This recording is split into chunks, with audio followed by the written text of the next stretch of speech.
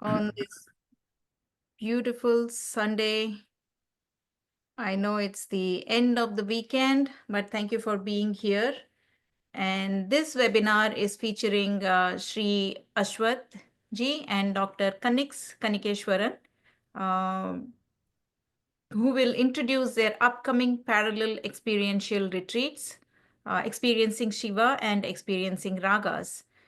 This is set against the serene backdrop of the Hindu University of America's Pine Lake Retreat in Orlando. And these retreats will take place during the auspicious arrival of Vasant Ritu, the Vedic spring season, a time for renewal, blossoming, and joyous beginnings. So in this webinar, you will gain insights into how these retreats intertwine to create a unique and transformative experience.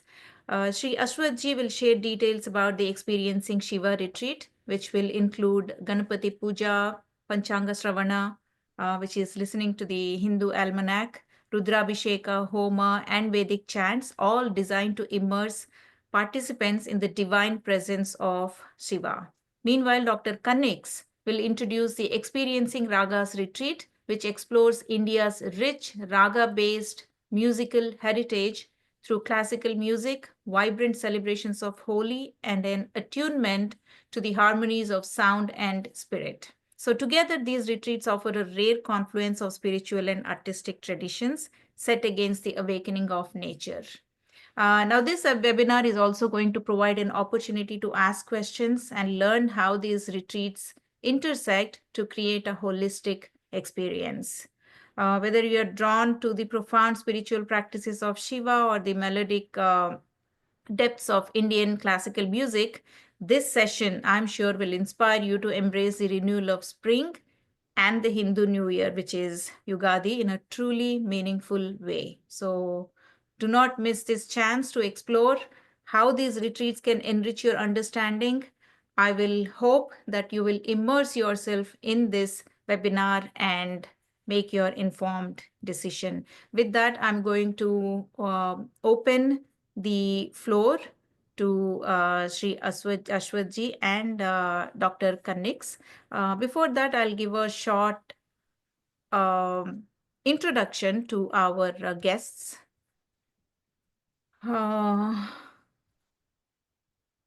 So meanwhile, I would want each of our attendees to drop in the chat where they are joining from.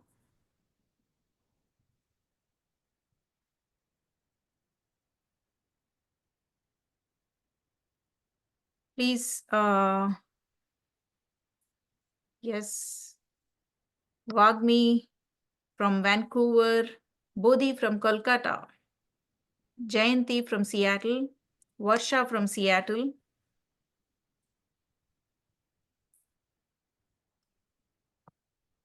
Dr. Kanikeshwaran is an internationally acclaimed composer, educator, and scholar whose pioneering contributions to Indian choral music have redefined the global appreciation of Shastriya Sangita. With an extensive body of work spanning compositions, productions, and scholarly explorations, he has collaborated with over 4,000 performers worldwide. His flagship production, Shanti, A Journey of Peace, weaves the Upanishadic vision of oneness into a grand confluence of choral and orchestral music. He is recipient of numerous accolades and he has been honored with the Distinguished Alumnus Award from IIT Madras, among several other recognitions for his contributions to music and scholarship. Dr. Kannik's award-winning film Colonial Interlude sheds light on the little-known genre of Indo-colonial music through the lens of Muthuswamy Dikshitar's compositions. The film has been screened at prestigious international venues, offering a rare glimpse into a forgotten musical heritage. That is Dr. Kanikeshwaran. And our second panelist is Shri Aswath G. He's a retired system analyst from the Franklin County Board of Developmental Disabilities, Columbus, Ohio. He has an academic background in physics, mathematics, law, and computer sciences. He is a Vedic scholar and had training in Sanskrit from his grandfather, Sri M.S.S. Shastri, Vidwan of Mysore court. He also received formal training in Vedas for 9 years from Acharya of Yajurveda, Professor Ananta Krishna of Bangalore Sanskrit College. Now, from physics, maths, law, all the way to Vedas. Wow, what a full circle. He has been teaching Veda and Vedanta to several students since 1995 in the US. He continues to teach Sanskrit language and scriptures of India in several weekly evening sessions to different groups in Columbus, Ohio. Many of his talks on Bhagavad Gita, Patanjali's Yoga Sutra, major Upanishads, as well as chanting of um, Vedic mantras. That is what his workshops, seminars, talks across US, Canada, Mexico, and India are. These are the topics that he covers. With that, I will hand this over to Sri Aswath Ji and Dr. Connects. Namaste. Thank you.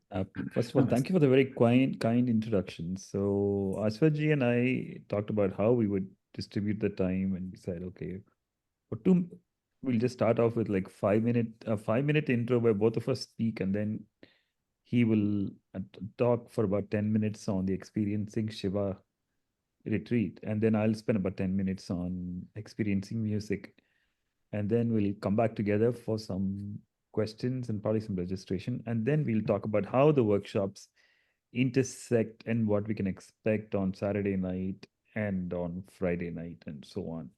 So that's the format that we talked about. We'll keep it loosely close to what we talked about. And let's keep a check on time. So if we've, Esther Ji, if you see us going over the time, please stop us. So, my thing is that I really look forward to collaborating with Aswath Ji in this weekend retreat. So hoping to we'll be meeting for the first time. I heard a lot about you, Aswath Ji, and I look forward to being in Orlando. It's going to be the first visit to the campus, and I have done choir productions and have worked with large groups in many different places. But this is going to be different. We don't know what the extent of what the amount of enrollment is, but depending on the number of people there, we'll be conducting some participatory sections. And really what I'm looking forward to is where the workshops intersect, because from what I've been learning over the years is that Sadhyo Jata di Panchavaktraja Sarigama Padani Varasaptaswara Vidyalolam. That is Shiva. He was one who delights in the Saptaswaras, which originate from his 5 faces. So bringing Shiva and music together in a weekend retreat, only head Shiva can do that in an academic way. So I'm looking forward to this interaction. So let me hand it over to Aswath Ji for his description of the retreat. Thank you. Thank you, Kanexi. Thank you, Esther. Thanks for having me today. I wanted to get a Sanskrit name for our retreat. Of course, we have announced it as Experiencing Shiva, which is an English terminology. So I came up with the word Shivanubhava Prakasha. Shiva Anubhava Prakasha. So experience is Anubhava, and the retreat is about Shiva, so Shivanubhava. And this Shivanubhava has got to be revealed, it has to be shined upon in our awareness. So I combined the word Prakasha also. So we can also use a Sanskrit term for this Shiva retreat as Shivanubhava Prakasha. So Shivanubhava has been the subject matter of our sages, the literary figures, common devotees of Shiva from really time immemorial. And it all starts from the Vedas. So in the Veda also, the very center even chronologically, if you look at Yajurveda, the center of Yajurveda, Krishna Yajurveda Samhita, is the mantras for Lord Shiva, and it's called as the Rudra. And in that, the very center, there is the phrase Namah Shivaya, the five-lettered utterance prayer about Shiva. And in Namah Shivaya, there is Shiva. So that means the core of experience of the divine is Shiva. So that is what the juxtaposition of the name Shiva in the Vedic corpus indicates. So to experience that, the first thing we do is through ritual. So you start with ritual, and from the ritual, we progress to the emotional experience of bhakti in our heart. And then we actually do hands-on practice of doing Shiva either as puja or as a homa or as a tirtha yatra. And then there is also an intellectual component for this, where we contemplate on Shiva as the absolute Parabrahman in the Upanishad. So Shivanubhava will become prakasha, will become illuminating when we examine the ideas presented in the Veda to begin with. So that Veda, we are going to touch upon certain aspects of the Vedic mantras in the sessions where we will have actually sit in a classroom setting. At the same time, we are also going to perform the Rudra, the Shiva Abhisheka on day 1 on Friday, and on Saturday we are going to do the Rudra Homa. And I will give the handouts of all the mantras that we are going to chant, so that every participant will be able to actually chant the mantras and do this ritual. So it's not, usually rituals are observed. You go to a temple or you bring a priest in your house and they will be doing, and we become just mute participants with all the bhakti, there is no doubt about it. But here in the part of experiencing, we are going to enable every participant to actually chant the mantra and actually do the ritual. So that will be one part where the Vedic application is done. Then we will also examine the meaning of certain Vedic mantras. Then we will also look at how Shiva has been considered as Parabrahman and how he is contemplated upon in the Upanishads. So we will touch upon in another session the highlights of the two Upanishads which focus on Shiva, and that is the Kaivalya Upanishad and the Shvetashvatara Upanishad. So that we will do. Then and the third thing is there are also lot of prayers, stotras are there, extraordinary stotras are there. So we'll also look at some of the selected stotras as much as the time permits. But I will prepare a handout for you so that you will have a list of stotras, or the most eminent stotras on Shiva. You will have the text of both the Kaivalya Upanishad as well as the Shvetashvatara Upanishad for study. You will also have all the mantras also in available to you. All of these we will supply to you, and you can actually print it off before you come to the retreat. So we will also touch upon many of the very beautiful stotras. This is probably where our collaboration with Dr. Kanikeshwan is also important. Maybe if he is within his plan, some of the stotras can also be sung, chanted, recited as an experience. Then this is the stotra sahitya. And then from stotra sahitya, we will move on, and then we will also look at how Shiva has been studied in music. And that is where Dr. Kanikeshwaran will be doing quite a few presentation. And as far as Shiva is concerned in relation to music, one of the seminal texts on music is Sharnadeva's Sangeeta Ratnakara. And in that, the author actually says that it is all Nada Tanum Shankaram. Shankara, Shiva, is his form itself is Nada. And in the Nandi Shloka of Sangeeta Ratnakara, he also brings in the yogic aspect, how Shiva is the lord of the yoga. That is how from the Brahma Marutana Gatina, he talks about the pranayama.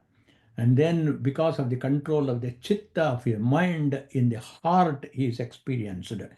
And then he is also who brings out the various nuances of music like grama, vibhaga, like varna, alankara, all of those things. And thus his whole body becomes Shiva. And we will also look at that form, how Shiva actually unfolds his form to us in music. And then from music, the next we will also look at how Shiva is also a contributor, this progenitor actually, progenitor of dance as Nataraja. We will study in our retreat this Nataraja form and what is the metaphor of the Nataraja form. And incidentally, performance-wise, we are also going to have a performance of dance. The Shankaracharya's prayer of the Shiva Stotra. We are going to have my daughter actually presenting a dance on Saturday evening, so that you will also have a visual experience of Shiva through dance.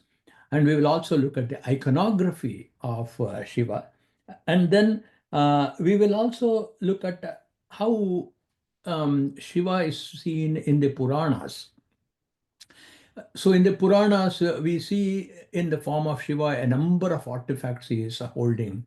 How did he get the Trishula? How does he happen to have the crescent moon? And how did the Ganga land upon his head?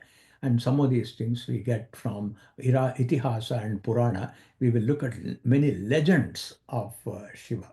How did he become a Digambara? How did he lose all his clothing? And how did he acquire all of those clothing? We'll also touch upon Shiva as seen in literature in Kavya.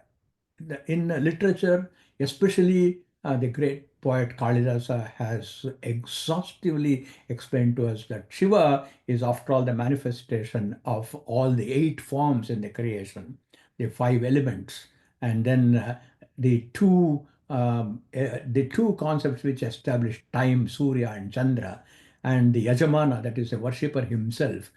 That is how Shiva manifests as Ashtamurti. So we will look at that, how the poets have seen Shiva.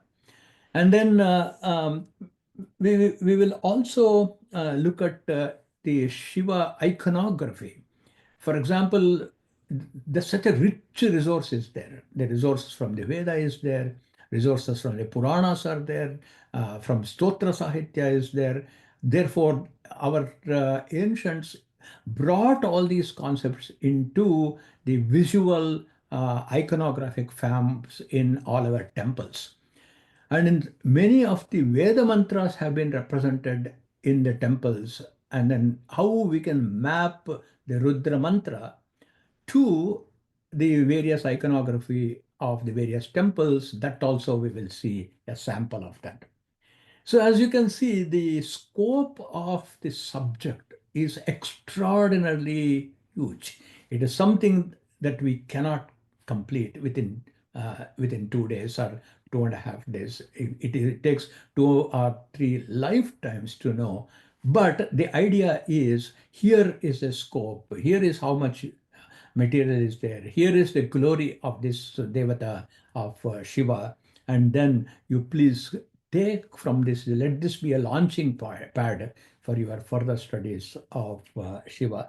So that's how we will see in the Veda, in the Upanishad, in the Puranas, in music, in dance, in iconography, in Stotra Sahitya, in 7 areas we will touch upon in our being together in 2.5 days.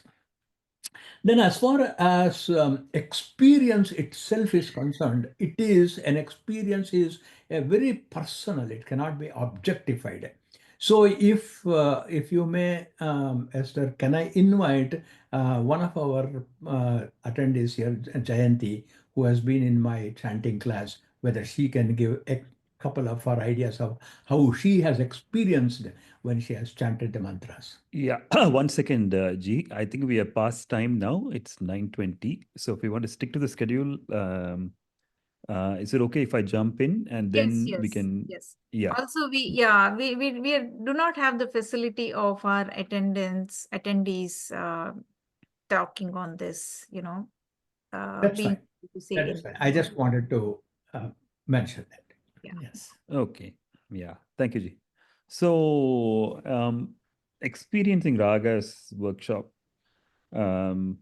See, Indian music is vast, and I'm assuming that the people who register for the experiencing raga workshop will be coming in with a little bit of a background. Either they are able to sing or had some kind of exposure to music. I don't know what the extent of registration is. Esther, do you have an idea at this point in time? What is it, Dr. Connix? Number of registrants so far? No. I'll pull that up. Okay, yeah. You can just text it to me separately. That'll be Yeah. yeah. So see, Indian music, first of all, is very different from Western music. And most people who are taking classes with HUA will have a grasp of what Indian music is about and the spiritual moorings of the tradition. Indian music, the whole idea of Sangeeta Shastra or Shastriya Sangeet is that Sangeetam itself is a moksha margam. It's a path to spiritual liberation. So that's one of the fundamental ideas in music. So I've structured the whole weekend in the following ways. Um, a workshop on Indian music can be done in so many different ways, depending on the level of experience of participants. So it is not like experiencing Shiva, or it's not like experiencing the religious aspect of it. It is about starting at a point which is a common ground for all the participants. So we'll start with the foundations of art music session. So here we'll get into basic terminology about music, the saptaswaras, the philosophy of the music, and how it's different from Western music. And the second session will be called Ragas in Popular Culture. See, the two basic elements of Indian music are raga and tala. Raga is about melody, and tala is about time and rhythm. And Indian music is cyclical. It's like how we have time in a cyclical fashion in Indian thought. Like it's not just every day of the week, it's not just week after week, it's not just month after month. Even the years have names, and we have a cycle of years. So similarly, talas are all about rhythmic cycles, but ragas are melodic concepts, and these melodic concepts have actually made their way into popular music as well. So I want to have a session called Ragas in Popular Culture.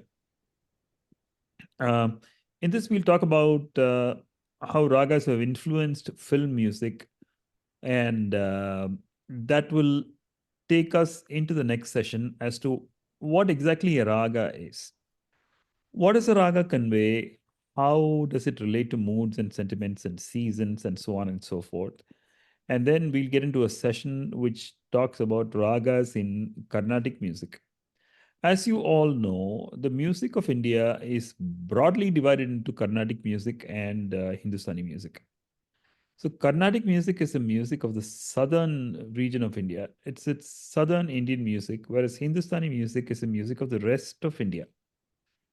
There's things common to both these traditions, and there are a lot of differences also. What is common to them is the core of information, is the core fundamentals on the swaras, and a general definition of raga and a general definition of tala. So one major element of commonality itself is that when you go to any concert, you'll see a tanpura being played or a tambura, as whatever you call it. So this is called the shruti. And the word shruti is very important here because the word shruti refers to what is heard. Even in the spiritual tradition, even in the religious tradition that we have, the scriptures that we have in the Hindu tradition are referred to as shrutis. What is a shruti? A shruti that is that which is heard. Because our primary mode of education, our primary mode of learning is through what we hear and what we perceive, which is the total opposite of what you see in Western music. Because in Western music, music has to be written down. If you go to a concert of Western music, what you see is you see a written score in front of people and people are reading from it. And this is, so anything that you read from is a book. And the book is the means by which religious ideas are communicated in the West also. In fact, what is the Latin name for the word? What is the name for the word book? It's Bible, right? So the Bible is nothing other than a book. So the Western tradition is all about the written word, and the Indian tradition is all about that which is communicated via using the sense of hearing, listening, shravanam, basically. So these are some of the foundational ideas that we'll touch upon. Then we'll get into definition of raga. So what is a raga? What does it sound like? What constitutes a raga? And what are the different types of ragas? And what are the different ways of classifying them? So the concepts of shruti and swara are very common to the north and the south. The concept of a raga is also common. But the way a raga is presented in northern India is very different from the way a raga is presented in southern India contextually, basically. So it's like having paruppu sadam. It's like having just having boiled dal with ghee and a little bit of salt and rice. We mix the dal. It's like the idea of serving paruppu in South Indian food is very different from dal tadka that we have in Northern Indian music, right? So similarly, there are differences in which ragas are served.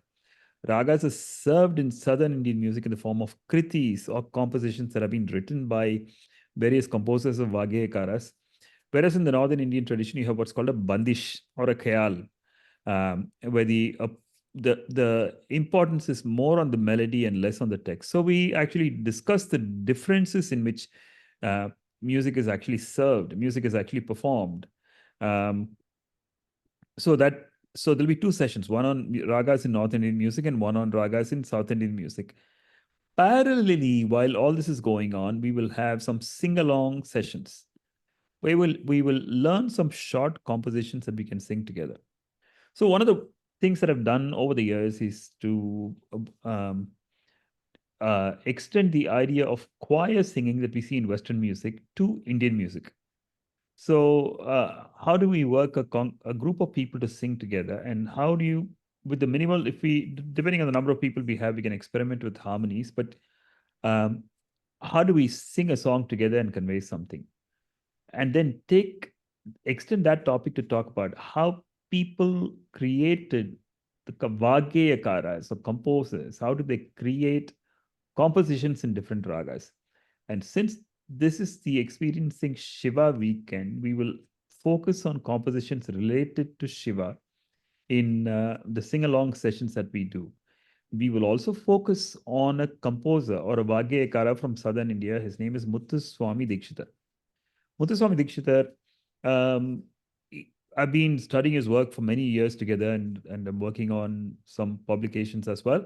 And he is basically associated with the temple culture of India. He traveled from temple to temple, describing them in music in the form of kritis. So there's going to be a couple of joint sessions that we do, evening sessions that we do. The first session that we do on Friday night will be on the temples, Shiva temples covered by Muthuswami Dikshitar and the compositions that are associated with them. And on Saturday night, I'll be presenting a session called the Panchabhuta Kritis of Muthuswami Dikshitar. So this is a group of 5 compositions, and that we will talk about that in just a little bit. But so these are basically the sessions that we are doing. And if there's enough participation for the sing along sessions, we should be able to work with the participants to have you all be part of a final performance, either during the experiencing the Shiva Kritis of Dikshitar or during the Panchalinga Kriti session of Dikshitar or on Sunday morning, one of the two. It's going to be very informal. We can sit in a circle and do our learning process and learn things together, learn compositions together, sing along together. So I'm going to stop here now. It's 9:31. So if Esther, if you want to talk about the registration process, then after that we'll come back. And we had planned on talking about Dakshinamurti after this. So we will get to that.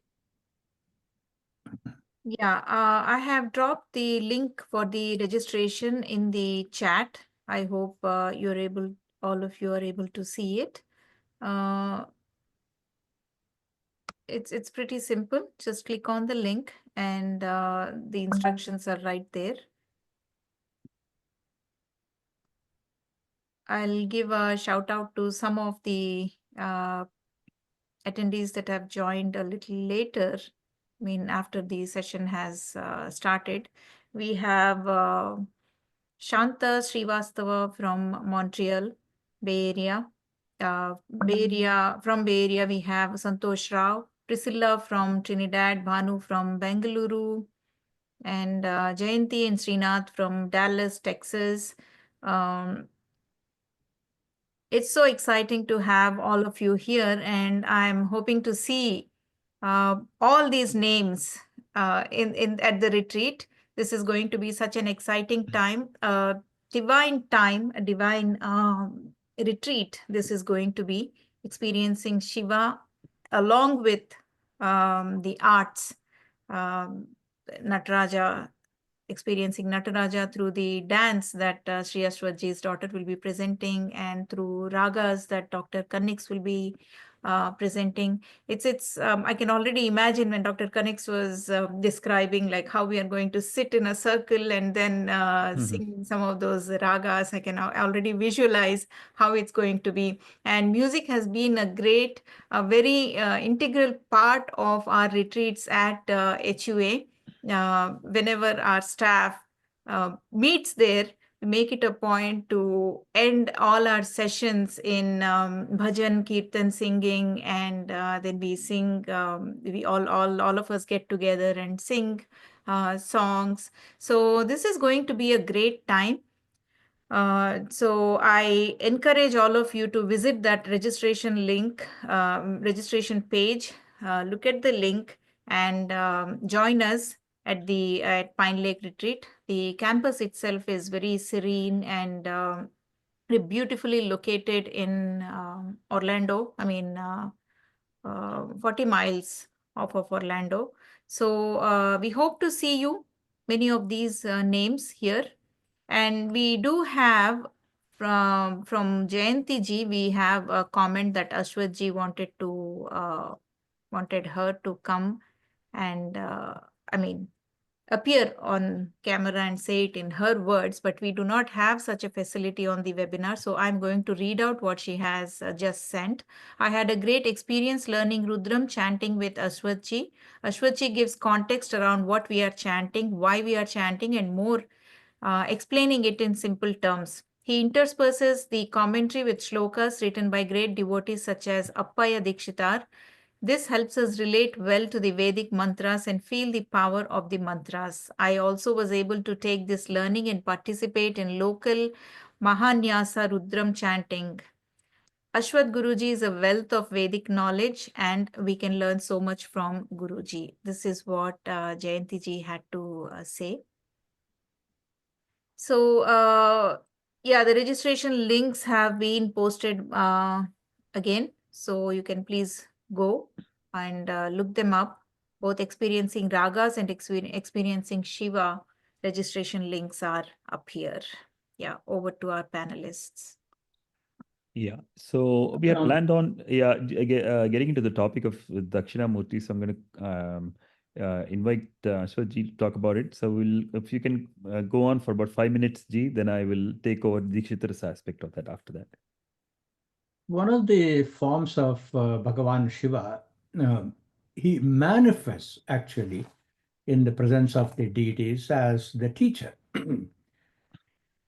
In the various forms of Shiva, one of the forms in which he is the regent of the northeast direction, it's called Ishanya because he's Shiva as Ishana is the lord of northeast. And this Ishana is also called as Vidyadi Devata. So we have a beautiful mantra which says Ishana Sarva Vidyanam. Ishana, who is the Lord of all the knowledge. Of all the knowledge that we have, the crowning knowledge is the knowledge of the self, is the knowledge of the Parabrahman. And so the legend goes that there were four great rishis who approached Bhagavan Shiva and said, "You please teach us the highest Vidya." And he descends and then he sits in silence, in absolute silence. And in that silence, in his presence, the sages sit, and all their doubts are cleared, and everything that they needed to know is understood. And this form literally faced southwards. So therefore, he is called as the Murti or the manifestation in this direction of south, Dakshina. And therefore, he came to be known as Dakshina Murti. And this Dakshinamurti has been defined in the Upanishad as Shemushi Dakshina Prokta. Sa yasya abhikshane mukham Dakshinabhimukha Proktaha Shivosau Brahmavadibihi. This Devata who is sitting in front of us, facing south, is none other than Bhagavan Shiva himself. And why did we call him as Dakshinamurti? Not just because he is facing the southerly direction, but Dakshina means Shemushi. Shemushi means knowledge. The very personification of knowledge is Dakshinamurti. Dakshina, knowledge, Murti, personification, is a personification of knowledge.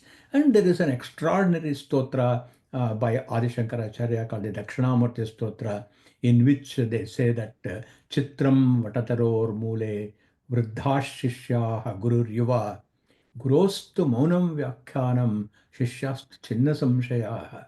Just in his silence and his silent presence, all the doubts are all cleared.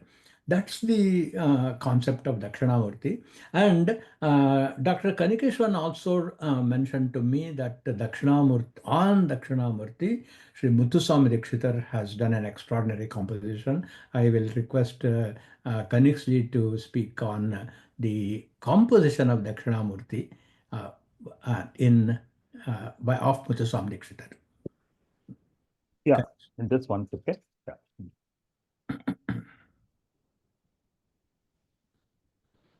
Sorry, I had to take a small water. Yeah. Muthuswami Dikshitar has composed compositions on various iconographic depictions of Shiva, and Dakshinamurti being one of them. And earlier, Aswath Ji was talking about Ashtamurti, and Muthuswami Dikshitar talks about Ashtamurtis as in his compositions as well. But about Dakshinamurti, there are two kritis. One is Sri Dakshinamurti, which is in the Ragas Shankara Bharanam, which gets featured in many concerts. But the one that I'm more interested in is a smaller composition about which not many people know. It's in a raga called Penatyuti. Now, the interesting thing about Penatyuti is that it's the second Raganga Raga. So what do we mean by Raganga Raga? Raga Anga, these are all families or groups of ragas. And there was this musicologist by name Venkatamakhi, who lived in the court of the Nayak kings in Tanjavur. And his ancestor, his Guru Parampara had actually migrated from Vijayanagar. And their Guru Paramparas had actually learned from Sharangadeva, who is the author of the Sangeeta Ratnakara. Now, Muthuswami Dikshitar's father learned from a descendant of Venkatamukhi. Okay. So when we sing Muthuswami Dikshitar's compositions, we are actually going back and touching the Guru Parampara all the way back to Sharangadeva. So now it is Venkatamukhi who established the scheme of Raganga Ragas. So Muthuswami Dikshitar takes the second of those. It's called Penatyuti, and within that he composes this composition, Shri Dakshinamurti Misham Chitprakasham Pranomi. Vedanta Vedyam Nyagrodha Vrikshamula Vasinam Ballaki Nadanubhava Modam Amrita Penatyuti Mandasmita Mukhambujam. Jananadi Kheda Bhanjana Chaturam Jagadindra Jala Chamat Kritikaram Munijanadi Nikila Samsayaharam Mudrakaram Guruguhakaram Anadya Vidya Tamo Bhaskaram Acharya Shekaram Sundaram Manovaga Gocharam Shashidharam Mauninam Madanaharam Shankaram Sri Dakshinamurti Misham. See, the way the composition unfolds is, I'll sing a couple of sections from this composition. Anadya Vidya Tamo Bhaskaram Acharya Shekaram Sundaram Manovaga Gocharam Shashidharam Mauninam Madanaharam Shankaram Sri Dakshinamurti Misham Chit Pragasham Pranomi Sri Dakshinamurti Misham Vedanta Vedyam Nyagrodha Vrikshamula Vasinam Vallaki Nadanubhava Modam Amrita Pena Dyuti Mandasmita Mukhambujam Sri Dakshinamurti Mi. So all the aspects of Dakshinamurti are covered in this composition. Vedanta Vedya. He is the representation of all of knowledge. He sits under the banyan tree and he loves the sound of the veena, vallaki. Then Jananadi Kheda Bhanjana Chaturam. Jagadindra Jala Chamat Kritikaram. So basically, he's the destroyer of avidya, agyana, and all the misery that pretty much sticks between our ears and all our imagination created by the maya or delusion that we live in. And then it goes on to Anadya Vidya Tamo Bhaskaram, Acharya Shekaram Sundaram. He is the personification of beauty, and he is the greatest of the teachers. Manovaga Gocharam Shashidharam, then Mauninam. So Mauninam is a key word here. Madanaharam, then finally Shankaram. So I'm at the end of this time slot now. So the next topic we have is the various iconographic manifestations of Shiva. So I'll hand it over to Aswath G. But this composition literally paints a picture of Dakshinamurti using a rarely heard raga called Penadyuti. And if we sing it in a slow tempo, every aspect of it will come out. This is not an easy raga. It's a difficult raga to learn. So I have actually made a different version of the used the sahityas and created a choir arrangement of it for children to sing. And I'm going to share it in the chat window so people can look at it. So we had like 30 or 40 children sing this together in a very easy to learn form. So let me hand it over to Aswath. So coming back to the iconographic representations, many of our attendees who might know Rudra or who might not know Rudra, but first time they are listening to that, we will also look at how some of the Vedic mantras have been used in creating the iconography of our temples, and some of them are also in various museums. So I'll give you a few samples so that when you go to that temple or a particular museum, when you look at an icon of any form of Shiva, a murti of any form of Shiva, you can identify the murti, and at the same time, if you know the Rudra, you can map the mantra to that what you are visualizing. And that's how you experience the Devata, the Lord. For example, if any of you have gone to the Kailash temple in Ellora, there is an icon of Shiva. It's a panel on the wall, and and if you look at that closely, with all the weapons that he is having, it exactly matches the first mantra of the Rudra, Namaste Rudra Manyava Utota Ishave Namaha. Now, another idea of form of Rudra in the Rudradhyaya is that he has got many arms, number of arms, Sahasrabahu, Hiranyabahu, Sahasrabahu. That you will see if you go to the Hoysaleshwara temple in Halebeedu. So like that, I will also share with you some of the very popular temples where you go, and many times, we go to the temple, we worship, and then we look at the iconography and we say, oh, wonderful, this looks great. You take a few pictures and then we come back home. But here, in the experience of Shiva, after the experience of Shiva workshop, we will also get the other eye, the third eye of Shiva, to look at the various iconographic representations and say, oh, this is the mantra. Oh, this is how the Kala Bhairava looks. When you do the Kala Bhairavashtaka and you go to the Kala Bhairava temple in Varanasi, you will say, oh, this is how Kala Bhairava looks.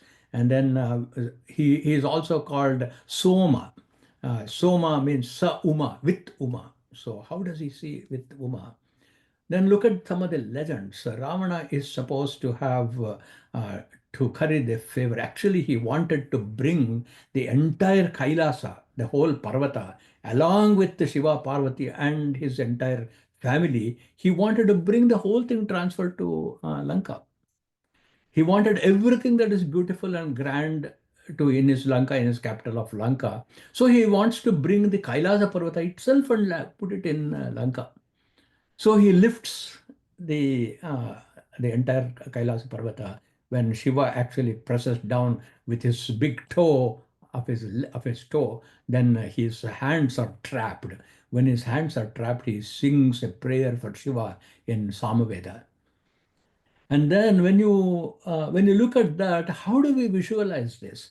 You will see that several Shiva temples, not only in India but also abroad, and this iconography of Ravana lifting the entire Kailasa is also represented. So you will be able to relate to that. And why Ravana breaks out into his Shiva Tandava Stotra, and then how he visualized Tandava Stotra, and then the whole construction of the Tandava Stotra is where you have that energetic dance. So we will look at some of that. And then coming to Natya Shastra, all the 108 Karanas, all the 108 presentations of dance, you will see in the temple in Chidambaram. So if whenever you go to Chidambaram and then you see the temple, now after we study this in the retreat, and also of course in the retreat I'll give you further material, because as I said, the subject is so vast we cannot cover in 2 days, but we'll give enough material for you to follow up and study on your own and expand your knowledge of Bhagavan Shiva. And I have not talked about still Shiva Purana, and then I do not know whether we will have the time, given it's just 2.5 days. If we have some time, we will also see some of the conversations of the sages with the Shiva himself, especially one part called Vayaviya Samhita in Shiva Purana. There is some extraordinary questions that occur to our mind. What is God and why should we worship? I'm very happy with what I have. As long as my family is comfortable, as long as I got food and a little luxury in my life, I'm happy. Why should I go think about dharma? Why should I think about moksha? Is there an afterlife? Who has seen? All those questions that can occur to us has been asked to Shiva himself, and in Shiva Purana he responds to that. So I'll at least point out to you during the Experiencing Shiva where you can go and do a little deeper study. So I think music, dance, and the iconographic representations and the actual performance of Rudra Homa and Shiva Abhisheka would be where you would be actually hands-on, first-hand learning and then participating and to be in the presence of the like-minded people, and that's also the satsanga. We learn a lot. We learn only a quarter from the teacher. Acharyat padamadatte. Another quarter we learn from our own intelligence. Padam shishya swamedhasa. Padam sabrahmacharibhya. Another quarter we will learn because of such assemblies, such associations, such retreats where we physically get together, and another quarter in due course. So that will be the approach for experiencing Shiva. And thank you. I'll get mic back to you, Sarji. Yeah. Let me present the. I was supposed to reply to Aswath G on the iconography part. I'll keep it short because we are close to time. I think we overshot it. 9:52. I'll take about 3 or 4 minutes and give it to you, Esther G, for closing the thing. Okay. When it comes to different iconographic manifestations, there are compositions related to those. When you sing those compositions, you should be able to bring the picture of those representations in front of you. For example, we talked about Soma Skanda. Soma Skanda is Sa, Uma, and Skanda. That is Shiva Peruman, right, seated right next to Uma and Skanda. There's a simple composition by Muthuswami Dikshitar which goes, Somaskandam Swanandakandam Kamakshisham Kalyanavesham Somaskandam Swanandakandam Sundarangam Ashrayami Gangadharam Tam Gauri Samitam Shringara Rupam. So that's how it goes. He mentioned Kala Bhairava. So there's a composition by Dikshitar again. Pitavarnam bhaje bhairavam bhutavetala samsevyamanam pitavastram suvarna pradam vitaragam guru guhatmakam. So then there is this Kala Samhara Murti, Shiva who came out of a Shivalingam to literally stop time for the sake of Markandeya, his devotee. This is a very powerful composition which goes Shankaram Abhirami Mano Haram Shashidharam Amrita Gate Ghateshwaram Bhajeham. So there's a powerful line in this composition which goes Bhayankara Ghora Rupadara Yamanigrahanugraham Pankaja Mukha Guru Guha Paripalam Kripala Valam Bhayankara Ghora Rupadara Yamanigrahanugraham. Basically, Yama Nigraha Anugraham. The story goes that Markandeya, a devotee of Shiva, was destined to die at the age of 16. But he was such a powerful, his surrender to Shiva was complete. He was not worried about death. He was not worried about time taking his life away. He just held on steadfast to his devotion. So when the appointed time came and Yama came to take away his life, Shiva appeared on the spot, emerged from the Shivalingam, and he kicked Yama with his foot. And that slayed Yama, and that brought an end to time. and then the devas prayed for time to be restored, because because that's the way it should be, right? And then Markandeya also prayed for the restoration of Yama. So Yama was, so the first thing that happened was Yama Nigraham, then was Yama Anugraham. So the portrayal of Yama Nigraham is through Kala Samhara Murti, which is one of the iconographic manifestations of Shiva. So you find many of the iconographic manifestations of Shiva dealt with in music. So when you actually close your eyes and listen to a good performance of these compositions, and if you have a knowledge of the iconography, they will come in front of your eyes. Or if you're a musician, and if you have an awareness of what you're singing about, and if you learn these compositions, when you actually sing them, you will experience the presence of Shiva. And I can share a number of examples of those that I have felt while traveling through the set of Shiva temples in Tamil Nadu that Dikshitar himself has visited. So what we'll be doing during those 2 days is on Friday night, we will have a session like this, exploring the Shiva temples that have been visited by Dikshitar and an experiential understanding of the compositions of Dikshitar associated with Shiva temples. And on Saturday night, it'll be specifically devoted to the 5 Panchabhuta Linga compositions. And what this is about is that our Bhuta Shariram, the Stula Shariram, is made of the Pancha Mahabhutas, which are Akasha, Vayu, Agni, Jalam, and Prithvi. So these are the 5 elements that are in part of everybody's body.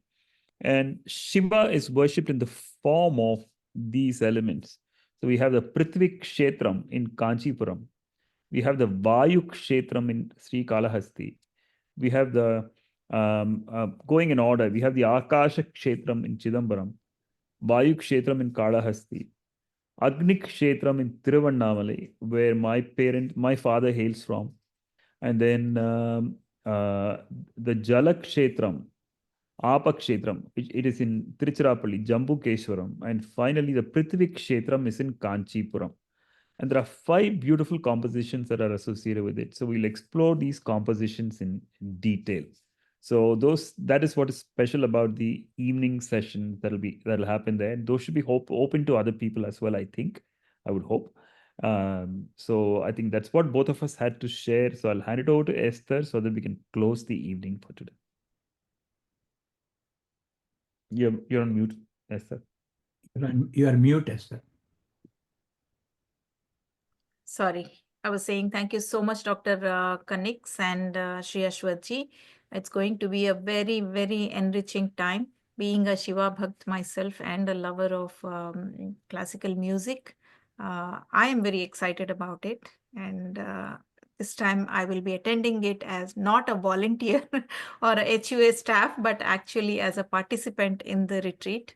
And I refuse to be disturbed by any of my duties towards HUA, because I want to immerse myself in this experience, and hoping that the attendees that have attended this webinar, we hope to see all of your names, all of you at the webinar.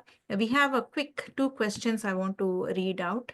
Veda chanting must not be done unless learned properly under a Veda guru and perfected. A slight mistake in pronunciation of words or intonations could lead to side effects that can be lethal. How do you reply to that, Shri Aswath Ji? Quickly, in just 1 That minute. is true, very, very true and a very accurate statement. So what we will do is those who have been trained, those who know how to chant the mantras and they have also learned, they will actually chant. And those who do not know, we will actually train them on that spot to chant a few mantras. So that way they will receive the instruction of chanting from me, and they will be sitting right in front of me. So even if they make any errors, I will be correcting them. So it is not just that we will give them a book and say, okay, come now, start chanting. Sri Aswath Ji himself is a Veda guru, so the guru is right in front of you when you will be chanting. So any mistakes in pronunciations will be immediately corrected by him. Is there a way to contact Sri Aswath Ji to subscribe to his future sessions, such as talks, and see the offerings from him? I have just posted my email ID of the the university. I will also post my personal email ID. So please send me a mail. So those are the two questions we've had. Yeah, Largely. but it is my first name, Shri dot last name ASWATH Aswath at hua.edu and also at gmail.com. Yeah, I hope that answers your question, Santosh ji. So thank you so much. Thank you so much to our esteemed panelists for taking out the time and such lovely insights. I can already visualize it. So looking forward to that session, that retreat. And I request all the attendees to go look up the registration link pages, the description pages that my colleague has shared here. And please do register, and we hope to see you all there. Thank you. Namaste. Thank Yeah. you. Thank Thank you, you all. yesterday. Namaste, Thank you. everyone. Thank you very Thank you, much. Yeah. Connected. Namaste. Namaste. Thank you, Aswath ji. Namaste. Thank you.